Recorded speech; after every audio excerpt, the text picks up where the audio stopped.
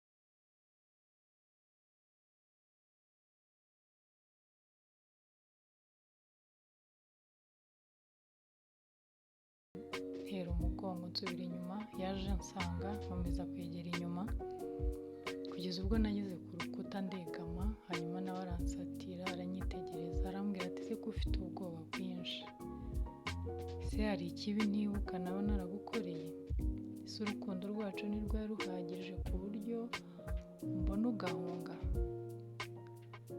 Yakomeje ambwira amagambo nk'ayo, nagize ikiniga ntangira kurira.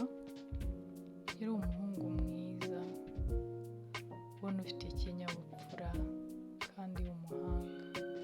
Nubushe nta kintu na kimwe mfite kumubwira, yamfashe ikiganza tujya kwicara mu ntebe, hanyuma yarambwiye ati ndakumva cyane, agahinda ufite gafite ishingiro, kubona umugabo ukunda, umugabo washatse adashobora kukwibuka, ndakumva cyane ariko humura, mfasha, gusezeranyije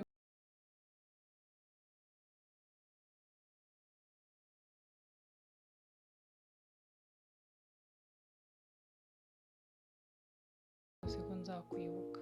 Ntabwo Imana yakunda ko nibagirwa umukobwa hana ko umugore mwiza nkawe.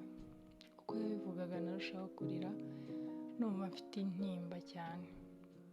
Tukiri muri ibyo, uwiyise Bruno nashatse yahise akubita urugi arinjira. Bruno wa nyawe nawe yahise ahaguruka amubaza impamvu yinjira gutya atabanje gukomanga.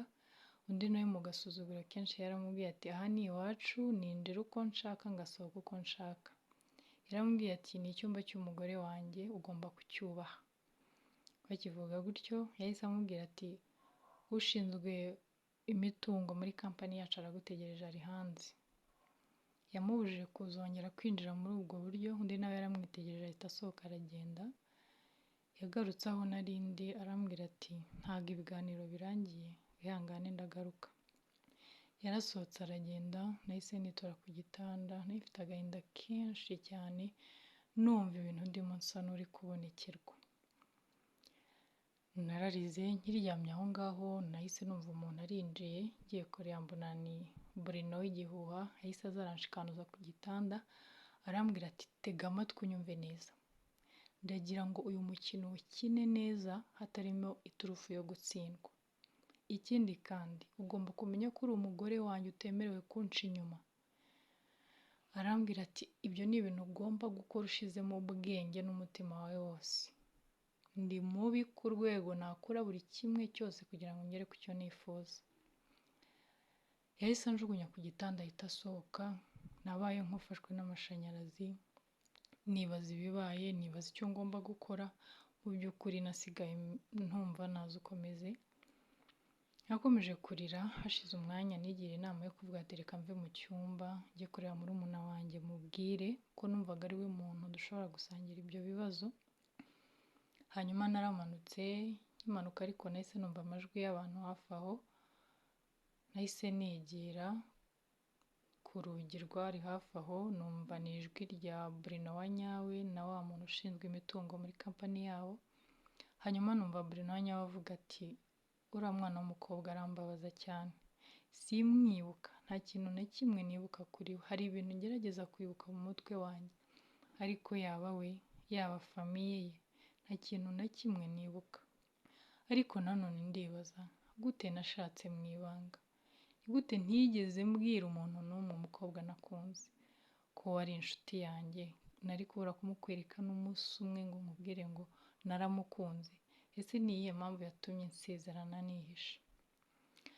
Ati ibyo byose bingaruka mu mutwe ariko simbibonera igisubizo.